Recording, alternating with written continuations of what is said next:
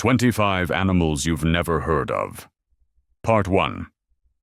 Today we are going on a journey across the world's oceans, through the Americas, and deep into Africa and Madagascar, all in search of 25 remarkable animals that most people have never encountered. Hello everyone, and welcome to this channel. These creatures exist all around us, yet they are rarely featured in mainstream wildlife coverage. Each one tells a unique story about how life on Earth has adapted to its environment in extraordinary ways. As we go through each animal, feel free to comment below if any of them are already familiar to you. Let us begin. We begin our exploration in the world's oceans, which cover more than 70% of the Earth's surface and remain in many ways the least understood environment on the planet. The animals we will examine here range from the microscopic to the enormous, and each one represents a level of biological complexity that is difficult to fully appreciate. Our first animal is not truly a single animal at all. Siphonophores are colonial marine organisms belonging to the same phylum as jellyfish and corals. What makes them extraordinary is that each siphonophore is composed of numerous specialized individuals called zooids, which are genetically identical but function differently. Some handle movement, others manage feeding, others reproduction, and others defense.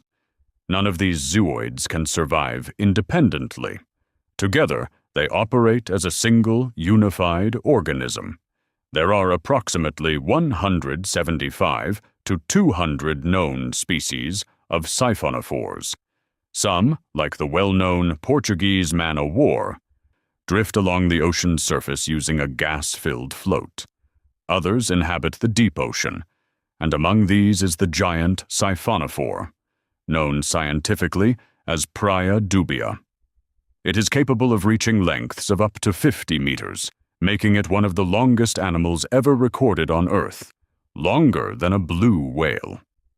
Siphonophores capture prey using stinging tentacles armed with specialized cells called nematocysts, and many species are capable of producing their own light through bioluminescence, glowing in the darkness of the deep ocean to attract prey or communicate. While sharks are among the most recognized animals on Earth, one particular family of sharks remains almost entirely unknown to the general public. Wobbegong sharks are a group of 12 species of carpet sharks belonging to the family Orectolobidae. They are found primarily in the shallow, temperate, and tropical waters of the western Pacific Ocean and eastern Indian Ocean, mainly around Australia and Indonesia. What makes wobbegongs immediately distinctive is their appearance. They have a broad, flattened body and an extraordinarily detailed camouflage pattern that closely mirrors the texture and coloration of the ocean floor. Surrounding their mouths are fringe-like dermal lobes, weed-like projections that further disrupt their outline and help them blend seamlessly into rocky reefs and sandy bottoms. Wobbegongs are ambush predators. They remain completely motionless, sometimes for hours, waiting for unsuspecting fish or invertebrates to wander close enough to strike. Their name is believed to come from an Australian Aboriginal word meaning shaggy beard, in reference to the distinctive lobes around their mouths. It is important to note that while wobbegongs are generally not aggressive toward humans, they are not entirely harmless. They have been known to bite swimmers, snorkelers, and divers who accidentally disturb them or step on them in shallow water, and their bite can be severe. They should be treated with respect and caution in the water. Among marine mammals, beaked whales stand as one of the most elusive and least studied groups of large animals on the planet. There are more than 20 recognized species, and several of them have been documented so rarely that scientists know almost nothing about their biology or behavior. Beaked whales are named for their elongated dolphin-like snouts, which give them a streamlined appearance perfectly suited to navigating the deep sea. They inhabit the deepest parts of the ocean and are capable of diving to depths exceeding 3,000 meters. They can hold their breath for more than an hour at a time while hunting squid and fish in complete darkness. Their low abundance, preference for deep and remote ocean environments, and tendency to avoid vessels make them extremely difficult to study. Among the rarest species are the shepherd's beaked whale, the Perrin's beaked whale, and the spade-toothed beaked whale, the latter of which was known only from skeletal remains for over 140 years before a complete specimen was ever documented. We close our ocean section with a group of sea ducks that inhabit the cold, remote waters of the northern hemisphere, the Eiders. 4 sea ducks are commonly referred to as Eiders: the common Eider, the king Eider, the spectacled Eider, and Steller's Eider, though it is worth noting that Steller's Eider belongs to a separate genus and is considered a distinct bird by taxonomists. The common eider is the largest duck in the northern hemisphere, measuring up to 71 centimeters in length. All 4 species share a common characteristic that has made them well known to humans for centuries: their extraordinarily dense and insulating down feathers. Eider down, harvested from the nests of these birds, ranks among the finest natural insulators ever documented and has historically been used to fill pillows, quilts, and sleeping garments. In Iceland, eider down is still sustainably harvested today. These birds breed in Arctic and subarctic coastal regions, nesting on rocky islands and shores far from human populations. As diving ducks, they feed primarily on marine invertebrates such as mussels, crabs, and sea urchins. Despite their beauty and their remarkable feathers, they remain largely unknown to people outside of the regions where they live. We now travel to the Americas, a region of extraordinary biodiversity that stretches from the frozen landscapes of Patagonia in the far south all the way to the temperate forests of North America. Despite covering an enormous geographic range, many of the animals found here receive very little attention in mainstream wildlife coverage. We begin in Patagonia, the vast and windswept region at the southern tip of South America, an ecosystem that is significantly underrepresented in wildlife education, despite containing some of the world's most unusual animals. One of the most notable residents of Patagonia is the Culpeo. In appearance, the Culpeo closely resembles a red fox. It has gray and reddish fur, a white chin, reddish legs, and a bushy tail with a black tip. However, despite its fox-like appearance, the Culpeo is not a true fox at all. Genetically, it is more closely related to wolves, coyotes, and jackals. It is, in fact, the second largest native canid in South America, surpassed only by the maned wolf. The Culpeo is an opportunistic predator. It feeds primarily on rodents, rabbits, birds, and lizards, and will occasionally take young guanacos and vicuñas. Its range extends from Patagonia and Tierra del Fuego in the south, all the way north to Ecuador and Peru. What makes the Culpeo even more fascinating is its direct connection to an extinct, domesticated animal. Centuries ago, the indigenous Selknam people of Tierra del Fuego domesticated the Culpeo, producing a distinct breed known as the Fuegian dog. The Fuegian dog looked almost identical to the wild Culpeo. It shared the same lean, athletic build, the same erect pointed ears, the same sharp, narrow snout, and the same bushy tail. In fact, a 2013 genetic study found that the Fuegian dog was 97% genetically identical to the Culpeo, making it essentially the same animal in a semi-domesticated form. The key difference was behavioral.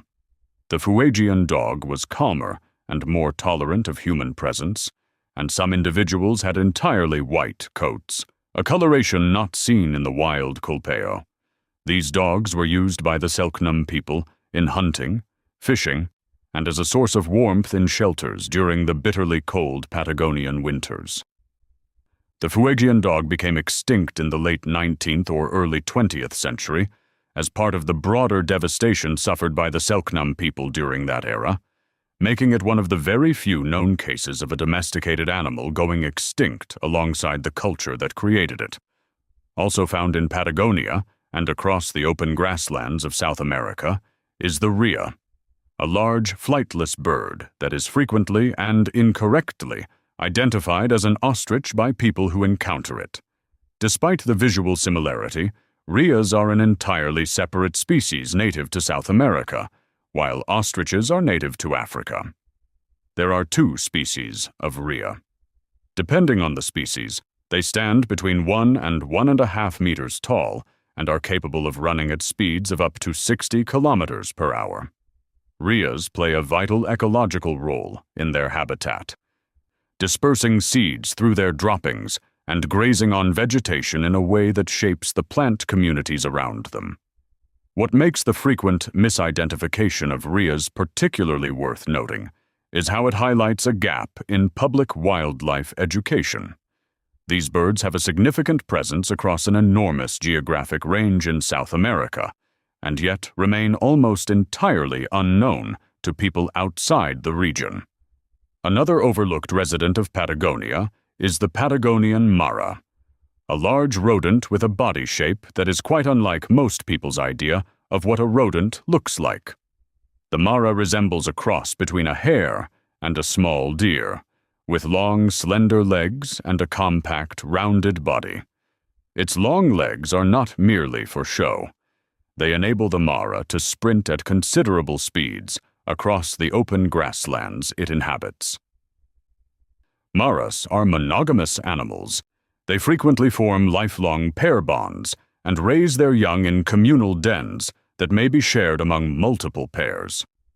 Unlike the vast majority of rodent species, which are primarily nocturnal, the Patagonian mara is active during the day, grazing on grasses and low-growing shrubs in the open landscape.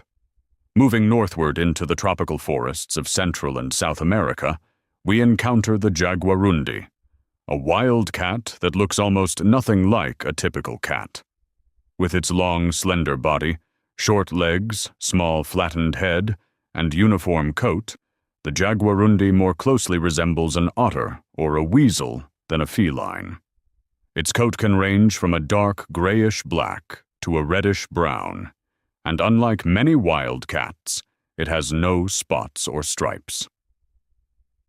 The Jaguarundi is distributed across a vast range, from the southernmost United States and northern Mexico all the way south to Argentina. It is one of the very few wild cat species that is predominantly active during the day and into the early evening. Despite its relatively small size, the Jaguarundi is more closely related to the puma than it is to any of the smaller cat species that share its habitat, a relationship that is not at all obvious from appearance alone.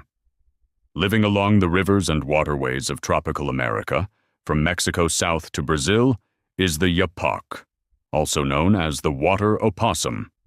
The Yapok holds the distinction of being the world's most aquatic marsupial. It has adapted webbed hind feet for swimming and uses its long, powerful tail to help propel itself through the water. Like other New World marsupials, female yapoks carry their young in a pouch. However, the yapok holds a uniquely remarkable biological distinction. It is the only species of marsupial in existence where males also possess a pouch. The male's pouch serves to protect his reproductive organs while he is swimming, keeping them pressed against the body in a waterproof seal. The greater bulldog bat is a species of bat found across the tropical regions of Central and South America, and it is perhaps most immediately memorable for its face. Its large upper lip is divided by a prominent skin fold running down the center, giving it a striking resemblance to the wrinkled face of an English bulldog. Its ears are long, pointed, and slightly curled. Males display a reddish-orange coloration, while females are gray. The greater bulldog bat has one of the most specialized and unusual diets of any bat species in the world. It uses its echolocation to detect minute ripples on the surface of water, ripples created by fish swimming just below the surface. Once it has located a target, it sweeps low over the water and uses a large, specialized pouch located between its hind legs to scoop the fish directly from the water. It is one of only a small number of bat species in the world with a primarily fish-based diet. Living along the rivers and swamps of the Amazon and Orinoco basins in South America is one of the strangest birds in existence. The Hoatzin. It is sometimes called the stink bird, and for good reason. The Hoatzin has a digestive system that is unlike that of virtually any other bird species.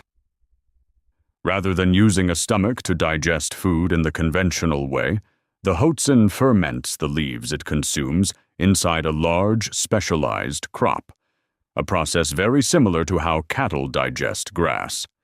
This fermentation involves bacteria that break down the tough plant material, and as a byproduct, they produce gases that the bird expels. The result is a strong, persistent odor, commonly described as resembling manure or rotting vegetation. This smell is so potent that it actually serves as a natural defense mechanism. Predators tend to avoid Hoatzins because the smell signals that the animal may be rotten or toxic. The Hoatzin also possesses another remarkable feature. Its chicks hatch with small, functional claws on 2 of their wing digits. If a chick is threatened by a predator and falls from the nest into the water below, it can swim to safety and then use these wing claws to climb back up the tree and return to the nest. These claws are lost as the bird matures into adulthood. The Hoatzin is the only surviving member of its own distinct bird order, a lineage that branched off from the rest of the avian family tree approximately 64 million years ago, shortly after the extinction event that wiped out the non-avian dinosaurs. South America is also home to a predatory fish that looks as though it belongs in a prehistoric documentary. The saber-toothed Characin is a powerful, streamlined fish capable of reaching 1 meter in length.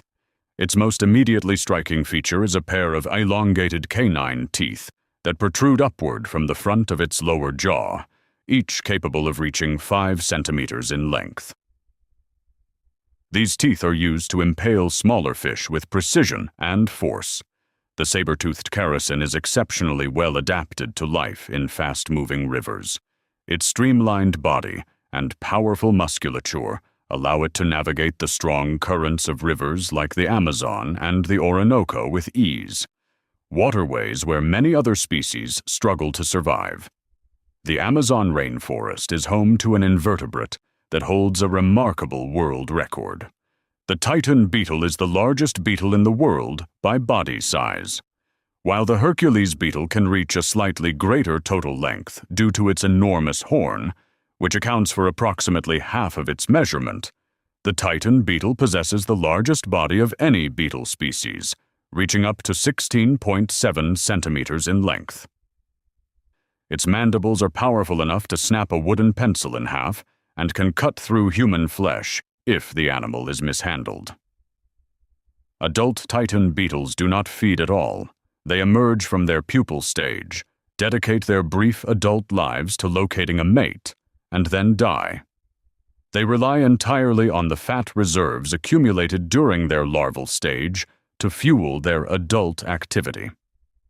What makes the Titan beetle particularly fascinating from a scientific perspective is the near-total absence of knowledge about its early life. Despite years of research, no scientist has ever documented a Titan beetle larva. The host trees and the physical appearance of the grubs remain completely unknown. Based on large boreholes discovered in fallen trees in the Amazon, researchers estimate that the larvae could reach lengths of up to 30 centimeters, which would make them the largest insect grubs in the entire Amazon forest. One of the most scientifically important, yet publicly unknown groups of animals found in South America is the velvet worms. There are more than 200 formally described species globally, with South America representing one of the most significant centers of diversity. Researchers believe that hundreds of additional species exist, but have yet to be formally identified and documented. Velvet worms are ancient animals. Their basic body plan has remained largely unchanged for hundreds of millions of years.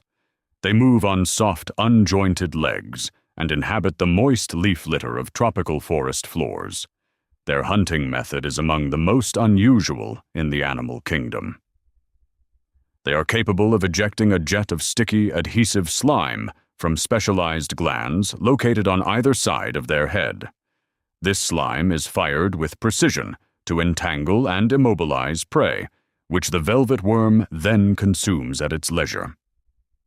In the arid regions of the southwestern United States and Mexico lives a small nocturnal mammal that most people have never heard of: the ringtail.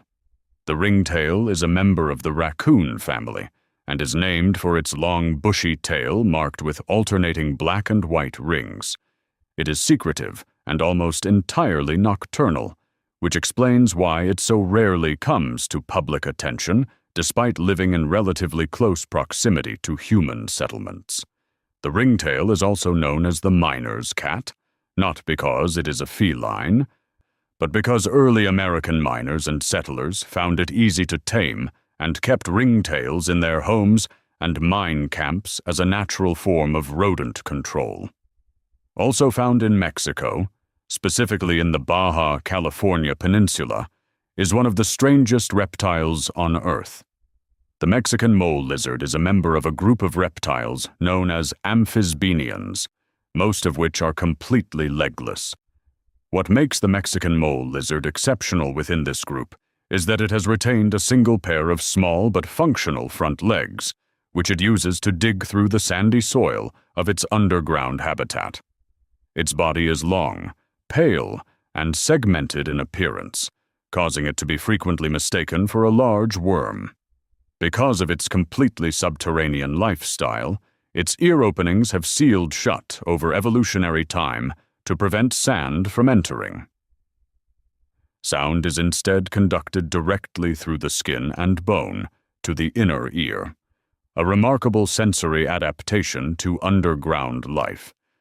In the swamps, streams, and waterways of the southeastern United States lives a creature that is regularly mistaken for an eel or a large snake. The Amphiuma is a fully aquatic salamander, and one of the longest salamander species in the world, capable of exceeding 1 meter in total length. Its 4 limbs are so extremely reduced in size that they serve no locomotive function whatsoever, making it appear from a distance to be entirely limbless. The Amphiuma retains its gills into adulthood, has no eyelids, and possesses no tongue. But perhaps its most remarkable biological characteristic is its genome. Each cell in the body of an Amphiuma contains approximately 28 times more DNA than a human cell, giving it one of the largest genomes of any vertebrate animal on Earth. Across the islands of the Caribbean lives a group of rodents that have been severely impacted by the arrival and expansion of human populations in the region. Hutias are a subfamily of rodents with 11 currently recognized extant species, ranging in size from small, rat-like forms to larger individuals approaching the size of a raccoon. Several Hutia species are in a deeply precarious situation.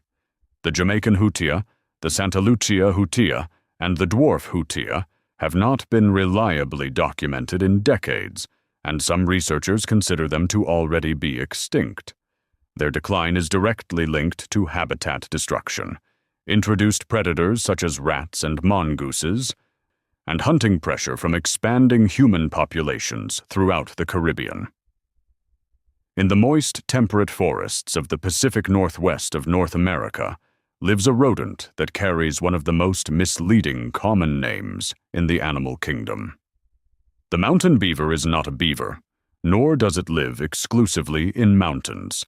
Despite its name and its large, prominent teeth, which it uses to gnaw on young trees and saplings, the mountain beaver is actually more closely related to squirrels than to true beavers.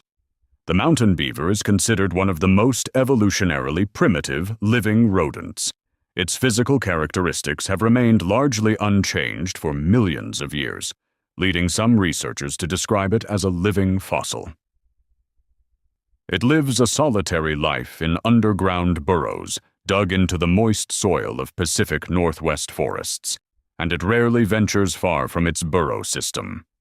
We conclude our journey in Africa and on the island of Madagascar, regions that, despite receiving considerable attention in wildlife documentaries, tend to focus almost exclusively on their most iconic and large-bodied species. There is, in fact, a rich diversity of lesser-known animals across these regions that deserves far more recognition. In the rainforests of Central Africa lives an insect with one of the most sophisticated and multi-layered defense strategies in the entire animal kingdom: the devil's flower mantis. Under ordinary circumstances, the devil's flower mantis is nearly impossible to detect. Its body is shaped and colored to closely resemble either a living leaf or a decaying one, and the leafy projections extending from each of its legs enhance this disguise further. It is a master of cryptic coloration, the biological strategy of blending into the environment to avoid detection. However, when the mantis is discovered and feels threatened, it undergoes a dramatic and immediate transformation. It raises its forelegs to reveal vivid, contrasting markings on their undersides, markings that create the visual impression of a much larger, more dangerous animal. This sudden shift from invisible to visually threatening is a defense strategy known as diamatic behavior, and the devil's flower mantis executes it with remarkable effectiveness. Also from Africa, specifically from the island of Madagascar, is an insect that takes a fundamentally different approach to survival. While most grasshopper species rely on camouflage to avoid predators, the rainbow milkweed locust does the exact opposite. It makes itself as visible as possible. This species is relatively large for a grasshopper, reaching up to 10 centimeters in length, and its body is covered in striking patterns of yellow, red, blue, and green. This strategy is known as aposematism, the use of bright, conspicuous coloration to signal to potential predators that the animal is toxic or unpalatable. The rainbow milkweed locust acquires its toxicity by feeding on milkweed and other plants that contain toxic compounds. These compounds are stored in the body, making the locust genuinely dangerous to consume. When directly threatened, the locust exposes its bright red hind wings as a further visual warning and releases a foul-tasting chemical secretion, a final layer of chemical defense to reinforce the message. Madagascar is also home to one of the most scientifically remarkable groups of small mammals found anywhere in the world, the Tenrecs. There are 31 known extant species, all found exclusively on the island of Madagascar, and what makes them so extraordinary is the degree to which different species have independently evolved to resemble entirely unrelated animals. Some Tenrec species have developed the appearance, behavior, and even the defensive spines of hedgehogs. Others are semi-aquatic. Many closely resemble shrews. The lowland streaked Tenrec is perhaps the most visually striking. It is covered in sharp quills and displays bold black and yellow coloration, giving it a superficial resemblance to a small porcupine. This remarkable diversity of body forms within a single family is a powerful demonstration of convergent evolution, the process by which unrelated animals independently develop similar traits in response to similar environmental pressures. On the African continent itself, one of the most misunderstood and least known members of the hyena family is the Aardwolf. Its name means earth wolf in Afrikaans, and it is also known by several other names, including the Mayanhar jackal and the termite-eating hyena. Despite these various names suggesting it is something other than a hyena, the Aardwolf is a true member of the hyena family, one of only 4 extant hyena species in existence. What sets the Aardwolf apart from its relatives is its diet. While spotted, striped, and brown hyenas are carnivores capable of crushing bone, the Aardwolf is an insectivore that feeds almost exclusively on termites. Its cheek teeth have been reduced over evolutionary time to small peg-like structures barely capable of chewing anything more substantial than insects. It feeds by lapping up termites with its long, sticky tongue, and it does so with remarkable efficiency. A single Aardwolf is capable of consuming between 200,000 and 300,000 termites in a single night. The Aardwolf is nocturnal, spending daylight hours resting in burrows and emerging after dark to forage across the open grasslands and shrublands of eastern and southern Africa.